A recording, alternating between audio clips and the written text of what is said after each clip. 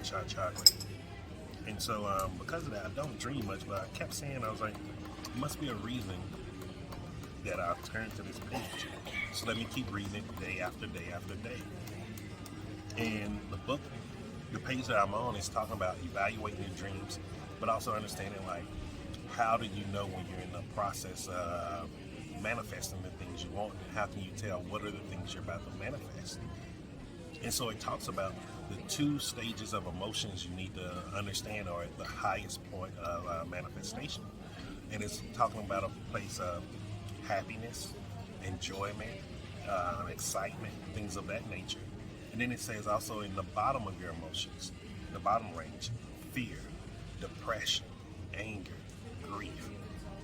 And I've been reading these the past couple days, and I've been really trying to understand, like, why do you manifest from the negative emotions too?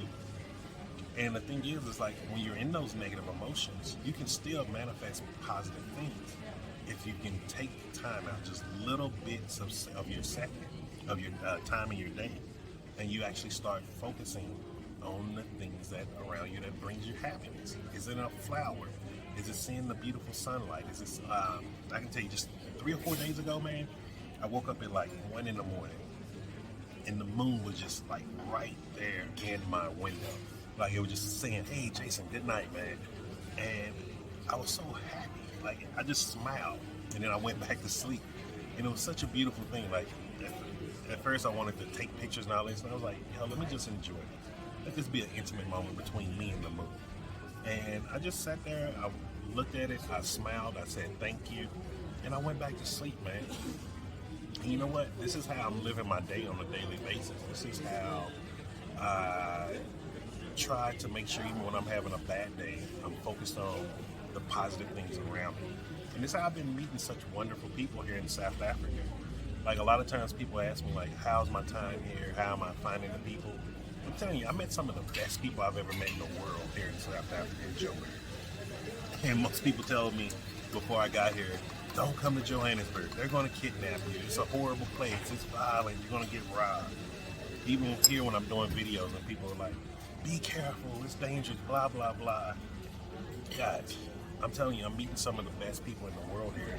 And the reason being is I'm focused on present moment happiness. And if you're focused on present moment happiness, you're going to only attract to you people that are good. People who can attract to that energy are only the people who are moving and operating on that energy.